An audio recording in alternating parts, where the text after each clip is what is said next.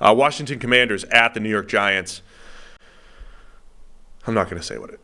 Commanders favored by 2.5 against the Giants. What were you going to say? Sack fest. Sack fest. That's what I was going to say. Okay. It's probably not It's a good. sack off. It's not a sack off. No, it's not. It's not a sack off. How many times will the quarterback be tackled behind the line of scrimmage in this one? It is a battle between two quarterbacks, if Daniel Jones plays, who are on pace to set records. Is Jones still on pace after missing Probably. a game? Like, even missing a game, he's probably still on pace to certainly, I mean, he's set the sack record. He's definitely on pace to set the sack record. He's probably still on pace to go over 100 sacks in a year. Yeah. Sack fest. Yeah. So Sam Howell in particular, like, you're trying to sort of think the way he plays the game sometimes. It's kind of like, those. Who? Sam Howell. Yeah. You know those games where you like blindfold somebody, spin them around 15 times, and then like make them walk in a straight line? That's kind of how he is in the pocket, right? It's like he's the dizzy back quarterback. Yeah, just blindly lurching from side to side, pinballing off bodies and hoping that he actually makes it beyond the line of scrimmage and doesn't get sacked, and usually not.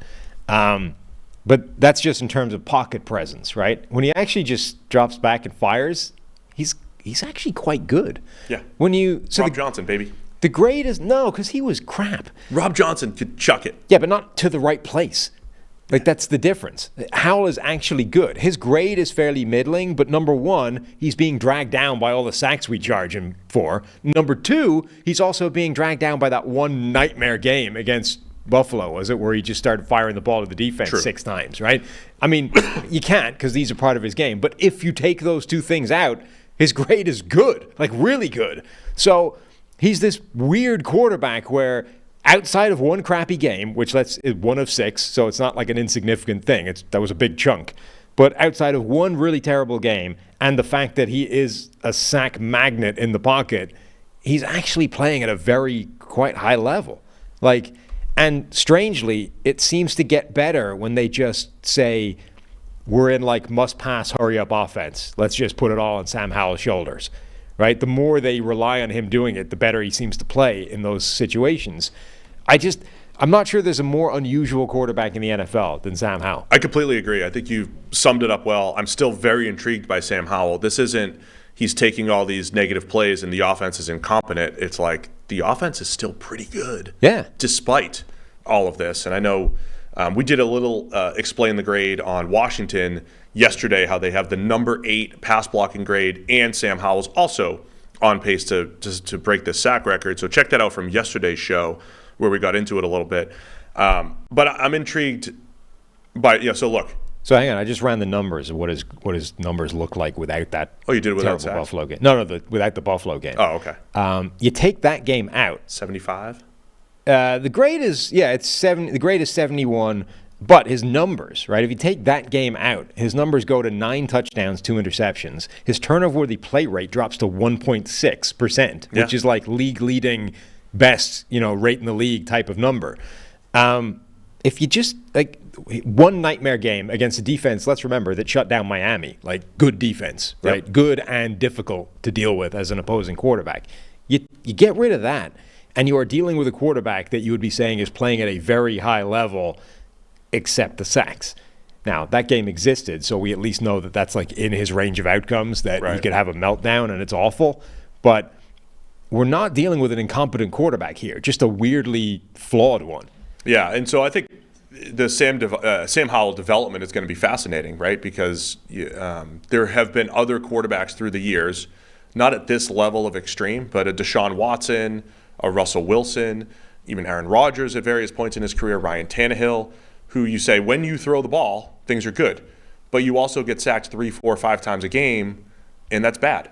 But we don't want to take away that aggressiveness that you have. We don't want to take away your ability to make plays inside and outside of structure. So finding that balance for Sam Howell in the weeks and years to come is going to be fascinating. Because and again, I don't think he throws the ball at the same level as Russell Wilson or Deshaun Watson when they were at their best. But he's good, man. He can chuck it accurately, and make big-time throws, and there's a lot of good to Sam Howell's game. Now I'm trying to get his grade without sacks. If you're There's a if your result. product would If you spit this go thing to out. Ultimate, there's a result, and you can I have the You can filters. do- I'm just waiting for your product to actually spit me out the numbers. untick sack. We're probably reloading it or something right now. His grade jumps up to 76 without that, That's pretty good. which puts him, by the way, slightly ahead of Brock Purdy. Oh, jeez. Sam Howell. Brock Purdy without the sacks. There you go. One of the league's great mysteries this year, Kon Tibido. So, this is Thibodeau might get some sacks. I don't know if he'll win one-on-ones. Again, the Commanders' offensive line's pass blocking fine, but Kon Tibido has a 44.9 grade this year. This is a rare drop. Last year, 72 grade as a rookie, and some incredible games from Thibodeau. Was good against the run, was good as a pass rusher. This year, a 35 grade in the run game, 59 as a pass rusher, not good whatsoever. We don't see this very often. So if I'm going to pick on the non-model guys like the Tyree Wilsons and Trayvon Walkers, I got to pick on Thibodeau too. Is he a model guy? Yeah, I think he was. Yeah, not as clear cut as Aiden Hutchinson, but Right. he was in it. He was a yes. He's basically had one good pass rushing game this year against Seattle, where of course they were down like most of their offensive linemen, particularly the tackles. So he had 4 pressures in that game, an 83.6 pass rushing grade. Every other pass rushing grade has been 60 or lower. Last week against Buffalo, he had 6 pressures, but he had 29 pass rushes and a grade of 60.6 because they weren't, decisive, awesome wins. Like, he has not been good. Walt in the chat is right for the first time. We have to move on from this game. It's a lot of time on this game. Walt was right for the first time. We had a lot of games to get there. Oh, this is the first time Walt's right? First time he's ever been right. He is right. We should make our picks First and time get to he's the ever next been game. right. Washington favored by 2.5 at New York. Yeah, I'm going to go Washington. Yeah, I'll take the Commanders to cover the 2.5 on the road here.